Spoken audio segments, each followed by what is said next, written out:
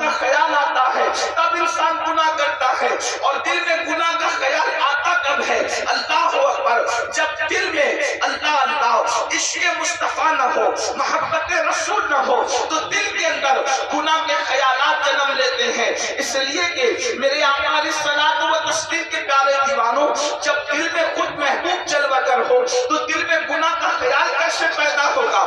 جب دل میں آمنہ کے لال کی جلوہ گری ہو تو پھر دل میں گناہ کا خیال کیسے پیدا ہوگا؟ اس کو یوں سمجھ لو، جب تک میرے آقا مکے میں تھے اور مدینہ منورہ نہ گئے تھے تو اس وقت تو مدینہ کی زمین مدینہ میں ہی کہلاتی تھی، بلکہ یثرب کہلاتی تھی۔ اس کو لوگ بناؤں کا گھر کہتے تھے، بیماریوں کا گھر کہتے تھے، مصیبتوں کا گھر کہتے تھے، لیکن یہ شان مصطفیٰ جان رحمت ہے، یہ عظمت مصطفیٰ ہے۔ حضور نے یثرب میں قدم کیا رکھا؟ صرف یہ قدموں کی برکت ہے کہ اب وہ شہر بلا، شہر شفا ہوتا نظر آتا ہے۔ اللہ اکبر، اب اس کو کوئی یثرب نہیں کہتا، ساری دنیا اس کو مدینہ کہتی ہے، اور لوگ کہتے ہیں نہ ہو آرام جس بیمار کو سارے زمانے سے، نہ ہو آرام جس بیمار کو سارے زمانے سے اٹھا کے لے کے آئے پاک ان کے آستانے سے۔ اس گھر کی حضوری ہی اس گھر کی دوا ٹھہری ہے، زہر معاصی کا طیبہ ہی شفا خانہ۔ اللہ اکبر، اب بتاؤ وہ شہر دوا نہیں بنا، حضور کے قدم رکھنے سے وہ شہر دوا نہیں بنا، شہر شفا بنا۔ کیوں؟ اس لیے کہ دوا کبھی فائدہ بھی کرتی ہے، کبھی نقصان۔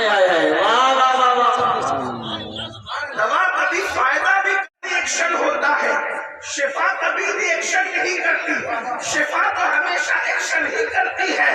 تو اللہ کے نبی کے قدموں کی برکت سے وہ شہر دوا نہیں بلکہ شہر شفا بن گیا۔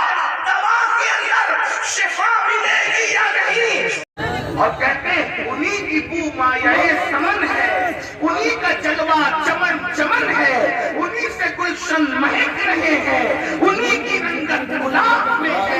اور ایک مقام پر کہتے ہیں وہی جلوہ شہر کا شہر ہے، وہی اصل عالم دیر ہے، وہی نیر ہے، وہی بیر ہے، وہی پاک ہے، وہی دھار ہے۔ اللہ اکبر۔ تو میرے آقا علیہ السلام کے پیارے دیوانوں، جس وقت ام معبد نے برکت والے کا حلیہ بیان کیا، اس کے شوہر نے کہا کتنا حسین ہے وہ، کتنا خوبصورت ہے وہ، کتنا جمیل ہے وہ، ایک جھلک بھی دیکھ لوں۔ وہ گیا کدھر ہے تو پتہ بتایا کہ گھر کو گیا ہے، اور پھر آخر اپنے شوہر کو لے کر اور اپنی فیملی کو لے کر ام معبد پہنچی مدینہ منورہ، اور لوگوں سے پوچھتی وہ برکت والا کہاں ہے، وہ برکت والا کہاں ہے، وہ برکت والا کہاں ہے۔ لوگ کہتے کون برکت والا، کون برکت والا؟ اب بتا بھی نہیں، تو دور سے دیکھو تو بھی خوبصورت نظر آتا تھا، اور قریب سے دیکھو تو بھی خوبصورت نظر آتا تھا۔ اللہ اکبر۔ توجہ فرمائے، میں ہر دو جملے پہ نہیں کہوں گا کہ بولو سبحان اللہ، اس لیے کہ میں تو آپ کے ایمان پہ چھوڑتا ہوں کہ اپنے نبی کا ذکر سن کر بھی کوئی کہہ سکتا ہے اتنے ہماری طرح انسان تھے، وہ اتنے ہماری طرح انسان تھے کہ حلیمہ کی بکریاں بھی چلاتے تھے اور وہ بکریوں کا دودھ بھی دوتے تھے۔ اس طرح کہہ کر کے انسان کے دل میں کیا عظمت بیٹھ سکتی ہے، لیکن ہم کہتے ہیں اگر بکری کا دودھ دونے کا ذکر کرنا ہی لوگوں کا شوق ہے تو پھر ہم سے بھی دودھ دونا سن لو۔ اللہ اکبر۔ تم کہتے ہو کہ وہ بکری کا دودھ دوتے تھے، ہم بھی کہتے ہیں ہاں دوتے تھے، لیکن فرق کیا ہے؟ فرق یہ ہے کہ جب وہ ہجرت کے سفر میں صدیق اکبر کے ساتھ چلے، صدیق کو ساتھ لے چلے، وہاں افضل البشر بعد الانبیاء بالتحقیق صدیق کو اپنے ساتھ لے چلے۔ صدیق کو بھوک میں ستایا تو سرکار نے ایک جھوپڑے پہ نظر ڈالی اور فرمایا ابو بکر اس خاتون سے پوچھو کیا یہ ہماری میزبانی کر سکتی ہے، کیا یہ ہمیں اپنا مہمان بنا سکتی ہے؟ اللہ اکبر۔ صدیق اکبر اس بڑھیا کے جھوپڑے کے قریب گئے اور پوچھا میرے صاحب کہتے ہیں،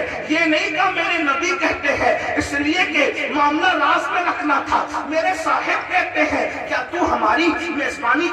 سکتی ہے؟ کیا تو ہماری مہمانی کر سکتی ہے؟ اس بڑھیا نے کہا ساری بکریاں جنگل کو گئی ہے، میں تمہاری کیا میزبانی کروں؟ ایک بیمار بکری پڑی ہوئی ہے اور وہ بانجھ ہے،